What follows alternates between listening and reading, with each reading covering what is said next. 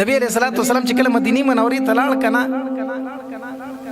نو الته کې یو نوجوان صحابي د نبی علیہ الصلوۃ والسلام نه غیر چا پیر ډیر تاویدو کله به مخې ته راتو کله به شاته راتو کله به ښي طرف ته کله ګس طرف ته نبی علیہ الصلوۃ والسلام ته به داسې کتل نبی علیہ الصلوۃ والسلام روغ ته ویل که څه چل دې تراشه هغه چې راغی نبی علیہ الصلوۃ والسلام ورته وویل څه مسله ده کله راته مخې ته راځي ودرېږي کله شاته راځي ودرېږي کله ښي طرف ته کله ګس طرف ته ما ته نیغ نیغ ګوري ولې هغه ورته احبک یا رسول الله د الله پاک پیغمبر زه در سره مینه کوم زه در سره څه کوم مینه در سره کوم ډېره نبی علیہ السلام مینه را سره کوي وی رښتیا چې د خولې خبره ده کوم رښتیا مینه کوي نه د الله پاک پیغمبر د زړه نه در سره مینه کوم وی ښه بیا پلار دې څه کار کوي مسلمان دی کو کافر بیا خو کافر دی بیا لاړ شه ماله دې د پلار سر راوړه ماله د پلار سر راوړه بس دا مضبوط امتحان دی که نه دی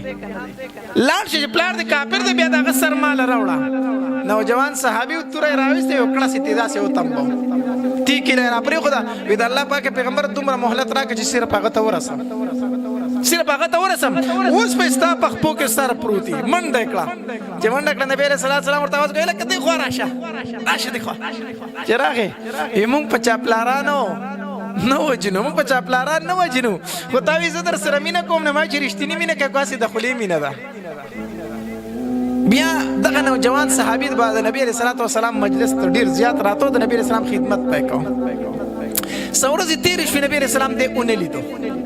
چې وایي لیدو صحابه کرامو نه تپوس وکړو یاره هلک په زما مجلس ته راته اوس نشته چې چېرته تللی دی صحابه کرامو ورته وفرمیل وایي د الله پاکه پیغمبر بیمار دی ناجوړه دی ځکه نشي راتلی نبي علیه السلام یې ښه وایي ځئ چې پوښتنې لی لاړ شو چې تپوس یې وکړو راځئ چې لاړ شو نبي علیه السلام د صحابه کرامو سره ملګری شو لاړ د هغې هلک تپوس لا خو چې د دغې نوجوان صحابي څنګه په نبي علیه السلام نظر ولګېد دی په جړا شو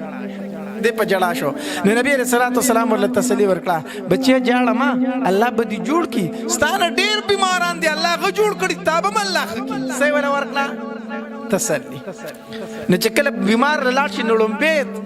طریقه دا ده چې هغه له به څه ورکړي تسلي به وله ورکړي نبي علیه السلام ورله تسلي ورکړه بیا ورته نبی علیه الصلاة والسلام په دې سر باندې لاس کېښوده چې نبي علیه السلام ورله تسلي ورکوله دغه نوجوان صحابي ورته وی د الله پاکه پیغمبر د دې وجې نه نه جاړم چې زه به مړ شم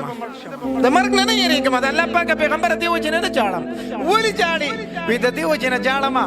ما به اورېدل چې په مکه کې یو پیغمبر دی او خلک په ډېر ظلمونه کوي خلک ورسره ډېر زیاتي کوي ما به وی چې ارمان چې دا پیغمبر مدینې منورې ته راشي چې زه ډېر خدمت وکړم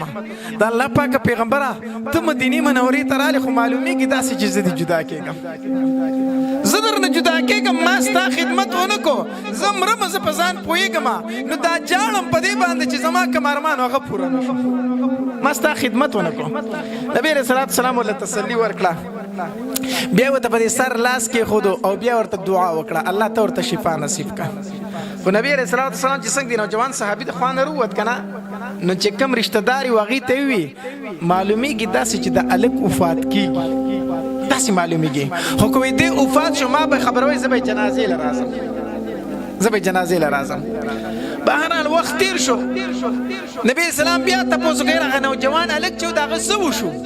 وایي د الله پاکه پیغمبره خو وفات شوی دی او ښه ما خو دوی ته ویلي چې ما به خبروئ دوی زه خبر کړی نه یم راځئ چې ځو نبی علیه السلام ځان سره صحابه کرام ملګري کړو روان شو لاړو نو چې کله رشته دارو له ورغلل نبی علیه السلام ورته وفرمیل ګوره ما تاسو ته ویلي وو چې دې وفات شي ما به خبر کوي زه به په ده جنازه کوم نو تاسو زه نه یم خبر کړی هغې رشته دارو ته وایي د الله پاکه پیغمبره مونږ ته فتح وه چې که ته په ده جنازه وکړې الله درته مغفرت نصیب کوي د ده پکې ډېره فایده ده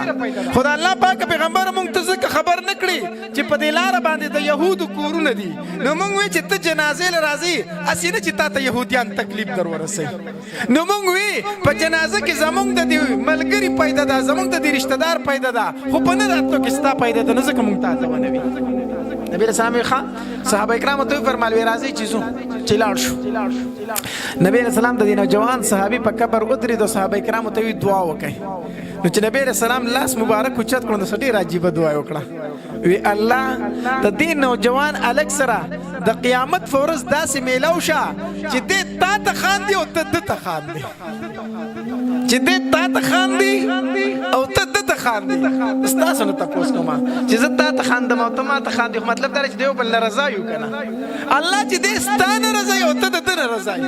ایو صحابي وي او په دغه وخت کې ما ډیر ارمانو کو چې کاش دې قبر والا په ځای زوي چې دا دعا نبی رسول الله ما ته کړې وي